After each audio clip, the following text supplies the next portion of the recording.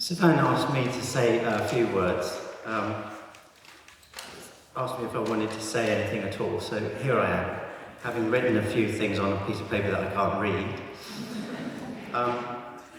I just wanted to say, and I'm sure the other musicians won't mind me saying, how sort of fortunate and honoured and privileged we feel to be involved in this really special project.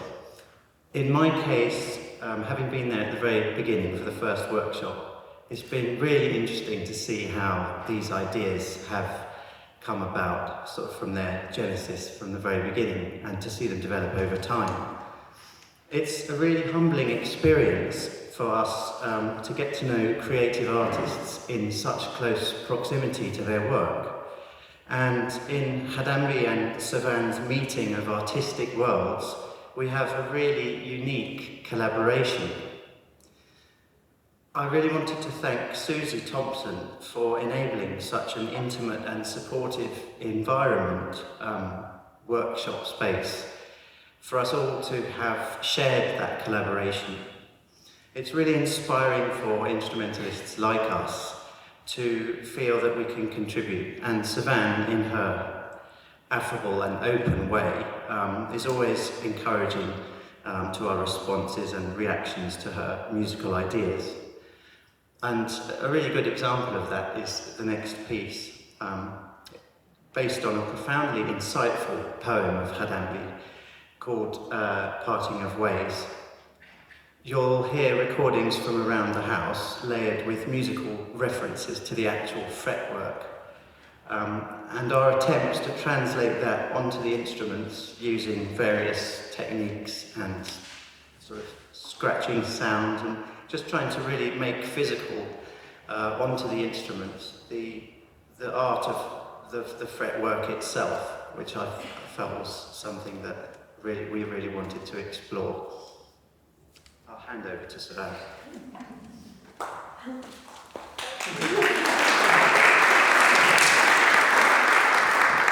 Thank you so much, Tom. And yes, before we start the piece, I want to introduce you to my sister Ziazan, who's been reading poems and singing soprano lines, and also in the darkness behind the reel-to-reel player, you'll find Monty and Victor, who are members of the LSO DTG, the Digital Tech Group, who came along to one of the workshops, kindly hosted by Susie Thompson, and recorded these sounds of the house, as Tom mentioned. I'm going to get out of the way now. This is The Parting of Ways.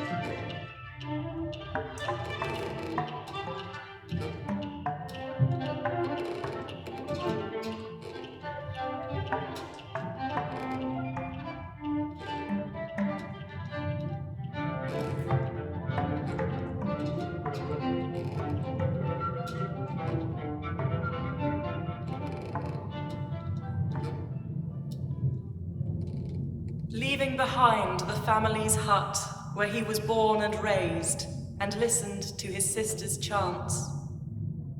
The village one day awoke, bestowed its pastoral pride, and bid him farewell. On his return from England, the neighbours came, flocked around him. Oddly, his first act was to read them aloud the opening lines of Paradise Lost, and followed this with a talk about Longfellow and his love of Pope. Their startled eagerness held beyond a reading from Wordsworth, and their eyes lost a little glimmer as he adjusted his voice to recapture an Oxford accent. He then unfolded an album and the village saw for the first time a grey charm before them, the Thames, as it moves silently east past the Tower Bridge. The village listening patiently, trapped at the edge of precise phrasing, unique learning. And there was silence.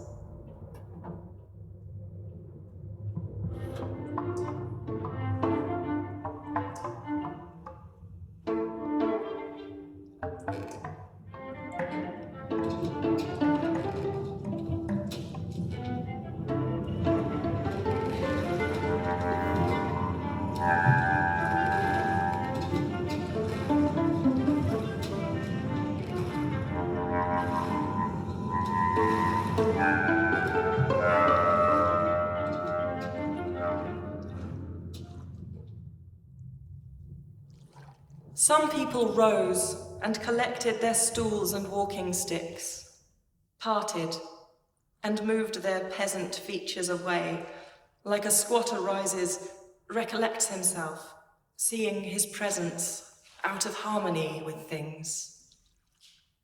There was an old baobab tree in the center of the village. Here they went and sat to regroup their dignity. Here, where they know themselves best, in the clearness of a calm, quiet shade.